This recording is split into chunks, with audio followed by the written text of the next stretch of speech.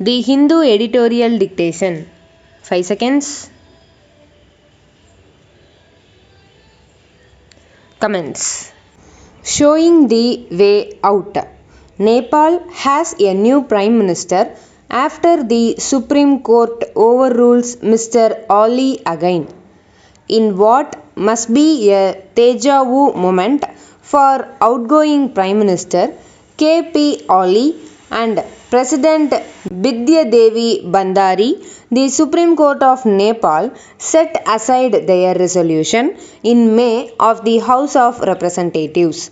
The Apex Court had in February overruled Mr. Ali's decision to dissolve the House in December 2020 as well. But this time, the ruling was more than just a rap on his knuckles. The judgment also paved the way for Sher Bahadur Daubha of the Nepali Congress to be appointed as Prime Minister after recognizing his claim based on signatures of 149 lawmakers across different parties affirming their support. The 5-member constitutional bench also provided the way out of the unending political deadlock in the House by allowing individual lawmakers to ignore their party whips during a trust vote. That is a must-win for Mr. Daubha. The inability of Mr. Ali and Mr. Daubha to win trust votes prior to the dissolution decision by Ms. Bandari was because the support for them in the 275-member House divided both the ruling Communist Party of Nepal, Unified Marxist-Leninist UML, and the opposition Janata Samajwadi Party JSP. As rebel lawmakers risked suspension. The court's decision earlier in the year to de-recognize the merged Nepal Communist Party was another factor too. Mr. Ali had minority support within the merged NCP, but his faction retained the endorsement of the bulk of the legislators in the demerged UML.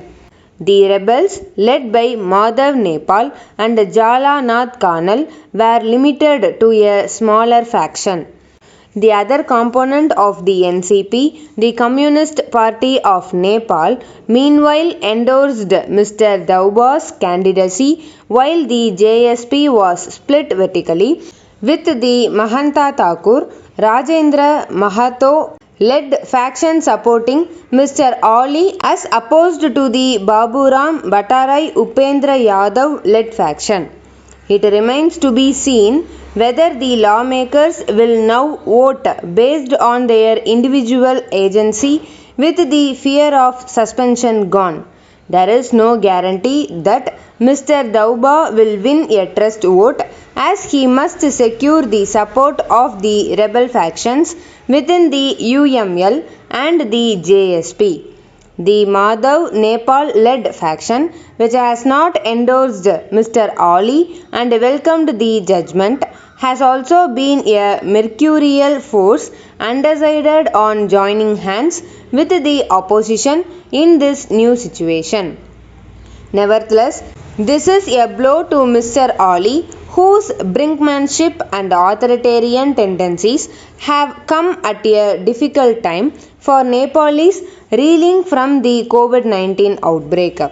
It is also a stinging rebuke to Ms. Bandari, whose actions as president, rubber stamping her former party colleague Mr. Ali's decision, have called into question her role as a constitutional functionary.